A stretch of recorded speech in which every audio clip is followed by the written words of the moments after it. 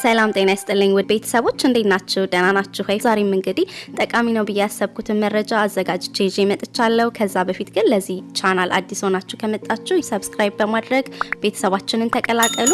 አዳዲስ ለህይወት ለጤና ጠቃሚ የሆኑ መረጃዎችን በየጊዜው ያዘጋጀው ቶሎ ወደ እናንተ አድርሳለሁ።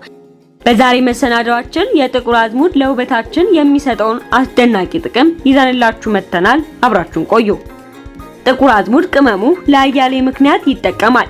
ከነዚህም አንዱ የማጣፈጫው ጸባይ ነው። በጥንት ዳቦዎች ለማጣፈጥ ብዙ ይጠቀሙ ነበር። አሁን ግን በተለይ በመጠጥ ቆንጆ በርበሬ፣ ኮረሪማ፣ ዝንጅብል ጋር ተደባልቆ ይጠቀማል። ብርቱ መጠጦችን ዳረቄ ወይም ካቲካላ ይህን ይጨምረዋል። ጥቁር አዝሙድ በሞቃታማ አካባቢዎች የሚበቅል ተክል ሲሆን በጥንት የስልጣኔ ዘመን ግብጾች እንደ አለርጂ፣ የሰውነት መመረዝ፣ ድብርትና በርከት ያሉ የጤና ችግሮች ለማከም ሲጠቀሙበት እንደነበር ይነገራል። ከሞተ በቀር ሁሉም በሽታ የሚያድን ተክል እንደማለት የሚነገርለት ጥቁር አዝሙድ ከዳቦ ጋር ተቀላቅሎ መጋገር የሚመከር ሲሆን ይህም የሆድ ህመም፣ የሳምባ እንዲሁም ማስመለስ ለማስቆም ይረዳል ይባላል። የጥቁር አዝሙድ ዘይት ለጤና በጣም ጠቃሚ ከሚባሉት ውስጥ ይመደባል። ይህም እንደ ብሮንካይት፣ አስምና ማይግሪን የራስ ህመም ለማከም እንደሚረዳ ይነገራል። እንዲሁም የፀጉር መነቃቀልን የሚከላከል ሲሆን ክብደት ለመጨመር ለሚፈልጉ ጠቀሜታው የጎላ ነው። በተጨማሪ የስኳር ህመም ለማከም እና የደም ግፊት ለመቆጣጠር የሚረዳ ሲሆን ችግሩ ያለባቸው ሰዎች ቢያንስ ለተከታታይ 6 ወራት ያክል ቢመገቡት ምግብ ውስጥ የጥቁር አዝሙድ ዘይት ጨምረው እንዲመገቡ ይመከራል። የጥቁር አዝሙድ ዘይቱ በምግባቸው ውስጥ በምንጨምርበት ጊዜ ምግቡን አብስለን ከጨረስን በኋላ መጨመር ይኖርብናል። ሌሎች በሽታዎች ለመከላከል ይረዳል ዘንድ በቀላሉ ለ3 ጊዜ 1 ሻይ ማንኪያ በጥቁር አዝሙድ ዘይት መጠጣት ይመከራል። ለካንሰር በሽታ የክሮሻ ሳይንቲስቶች በጥቁር አዝሙድ ዘይት ውስጥ ስለሚገኘው 2 ፋይቶ ኬሚካል እንዴት ካንሰር እንደሚከላከሉ ጥናት አድርገው ነበር። በጥናታቸው መሰረት እነዚህ በጥቁር አዝሙድ ዘይት ውስጥ የሚገኙ 2 ኬሚካሎች ካንሰርን የሚያስከትሉ ቲዩመርሲዎችን በ52% መከላከል እንደሚችል ማረጋገጥ ችለዋል። በሁለቱም ኬሚካሎች መበልጸጉ ጥቁር አዝሙድ የተለየ ያደርገዋል።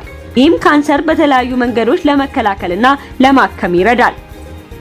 ለጉበት ጤንነት ጉበት ለሰውነታችን በጣም አስፈላጊ ከሆኑ አካሎቻችን አንዱ ነው። ወደ ሰውነታችን የገባው ማንኛውም መርዛማ ነገር በጉበት አማካኝነት ይረክሳል።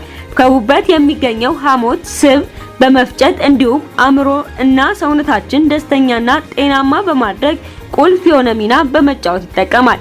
በመድኃኒቶች የጎንዮሽ ጉዳት፣ በአልኮል መጠጦችና በተለያዩ በሽታዎች ጉበታችን ለተጎዳ ወይም ስራውን ለቀነሰባቸው ሰዎች የጥቁር አዝሙድ ዘይት ጉበት ለማገገም ለማዳን የሚደረገው ሂደት በሚገርም ሁኔታ ያቀላጥፋል።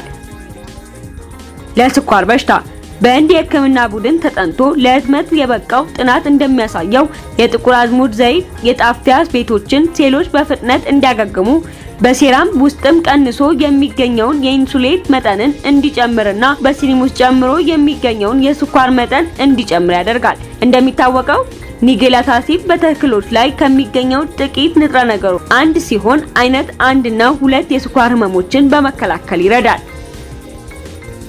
የሰውነት ክብደትን ለመቀነስ ጸረ ውፍረት ባህሪዎች ያላቸው ተክሎች የትኞቹ እንደሆኑ ለመለየት የተደረገ አንድ ጥናት እንደሚያሳየው የጥቁር አዝሙድ ዘይት ውጤታማ ተፈጥሯዊ የውፍረት መከላከያ መሆኑን አረጋግጧል።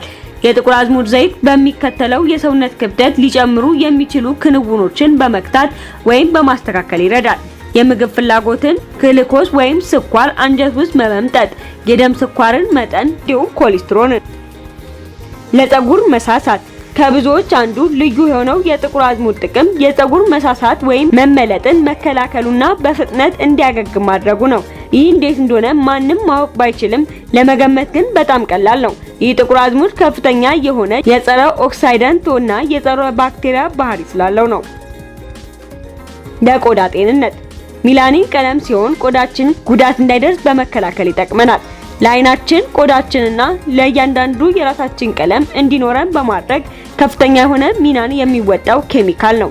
ሚላኒን ጋር በተያያዘ የቆዳ በሽታዎች እንዲያገግም ይረዳናል። ኢንፌክሽን ይከላከላል።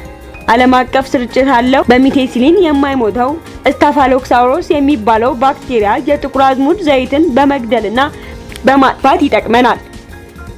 ለቡግር ጥቁር አዝሙድ አድቅቆ መፍጨት፣ የሰሊጥ ዘይትና አንድ ማንኪያ የስንዴ ዱቄት ጨምሮ በአንድነት መለወስ፣ ማታ ማታ ተቀብቶ ማደርና ጧት ለብ ባለ ውሃና በሳሙና መታጠብ ይኖራል።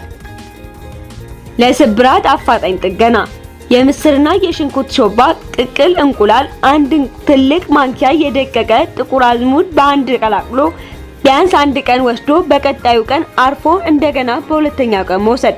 ስብራት የዘመናዊ ሕክምና በጀሶ ከታሰረ በኋላ ከአቅራቢያ ያለው አካል በጥቁር አዝሙድ ዘይት ማሸት። እስሩን ከተፈታ በኋላ ደግሞ ለብ ባለ ውሃ የጥቁር አዝሙድ ዘይት በየቀኑ ማሸት። ለደም ብዛት ትኩስ መጠጥ ባሰኘው መጠን ጥቂት የጥቁር አዝሙድ ዘይት ጠብታዎችን ጨምሮ መጠጣት። በተጨማሪም ገላው ጥቁር አዝሙድ በመቀባት ቢያንስ በየሳምንት አንድ ጊዜ የፀሐይ ሙቀት ቢወስድም ምንኛ ጥሩ ነበር። ለኩላሊት ኢንፌክሽን የጥቁር አዝሙድ ዱቄት በወይራ ዘይት ለብሶ ህመም በሚሰማው ቦታ ላይ መለጠፍ። በተጨማሪም አንድ ማንኪያ የጥቁር አዝሙድ በየቀኑ በባዶ ሆድ ለአንድ ሳምንት ጥሬውን መቃም። ከዚያም በኋላ ኢንፌክሽኑ ይወገዳል። ለሐሞት ከረጢት አንድ ማንኪያ የጥቁር አዝሙድ ሩብ ማንኪያ የተፈጨ ሬት አንድ ኩባያ ማር ጋር በመለወስ ጧት ማታ መብላት ይኖርቦታል። ፊቶ ቅላት እስኪያሳይና ችግሩ እስኪወገድ ድረስ ይህንኑ መፈጸም። በየቀኑ በባዶ አንድ ሲኒ የወይራ ዘይት መጠጣት አይርሱ። ለልብና ለደም ዝውውር ችግር የልብ ህመምተኞች ሰዎች በማናቸው ወቅት እንደ ምግብ እንደ መጠጥ እንደ አስፈላጊነቱ መውሰድ ይኖርቦታል። ለትውከት ጥቁር አዝሙድ ከቀረፋት ጋር በመደባለቅ በደንብ ማፍላት፣ ማጣፈጫዎቹን ሳይጨምሩ በቀን 3 ጊዜ መጠጣት፣ ሁለተኛ ዙርም መጠጣት ያስፈልጋል። ለቃርና ለመሳሰሉት የተወሰኑ የጥቁር አዝሙድ ቅባቶች ጠብታዎች በአንድ ኩባያ ትኩስ ወተት ውስጥ ጨምረው በማር አጣፍቶ መጠጣት የቃር ስሜቶ እንዲገታ ያደርጋል። ለዓይን በሽታ በጥቁር አዝሙድ ዘይት በዓይንና በጆሮ መካከል ያለው የሰውነት አካል መኝታ በፊት ማሸት። በማንኛውም ትኩስ መጠጥ ውስጥ አሊያ የስራ ሰዓት ጭማቂ እንደ ካሮት የመሳሰሉ ውስጥ ጥቂት ጠብታዎችን ጨምሮ መጠጣት ይቻላል። የምግብ ፍላጎትን ለማሳደግ ከምግብ በፊት ጥቂት ደቂቃዎች ቀደም ብሎ አንድ ማንኪያ ጥቁር አዝሙድ ቅመሙን በጥርሶቹ ማድቀቅ። ከዚያም ጥቂት ቆምጣጤ ጠብታዎች የተቀላቀለበት አንድ ሲኒ ቀዝቃዛ ውሃ ያወርዱ። ከዛም ጥቂት ቆምጣጤ ጠብታዎች የተቀላቀለበት አንድ ሲኒ ቀዝቃዛ ውሃ ያወራርዱት።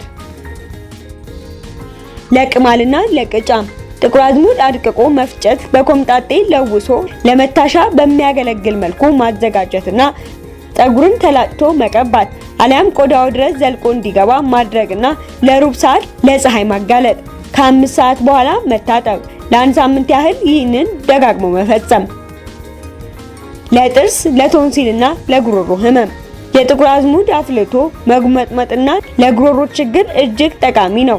እንደ ማንኪያ አንድ ማንኪያ አዘጋጅቶ ለብ ባለ ውሃ ውስጥ ጨምሮ መጠጣትና በዘይቱም የጉሮሮ ውጫዊ አካልን መቀባት፣ ውስጥም ደጋግሞ መንጋጋን መቀባት።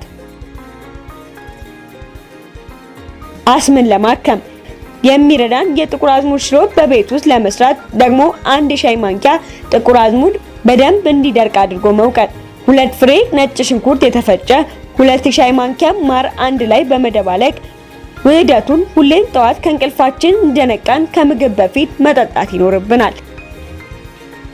አብረውን ስለነበሩ ከልብ እናመሰግናለን። እንግዲህ ለዛሬ አዘጋጅቼ ይዤ የመጣሁ እነዚህ ነበሩ።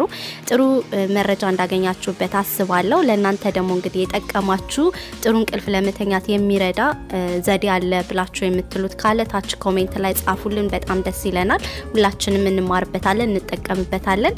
በተረፈ ግን ለዛሬ የነበረኝ ቪዲዮ ይሄን ይመስላል። ከወደዳችሁት ቪዲዮ ላይክ አድርጉ። ለቤተሰብ ለጓደኞቻችሁ ደግሞ ሼር ማድረግ እንዳትረሱ። እንግዲህ በሚቀጥለው ቪዲዮ እስከማገኛችሁ መልካሙን ሁሉ እመኝላችኋለሁ። አብራችሁኝ ስለቆያችሁ ግን እጅግ በጣም አመሰግናለሁ። ባይ ባይ።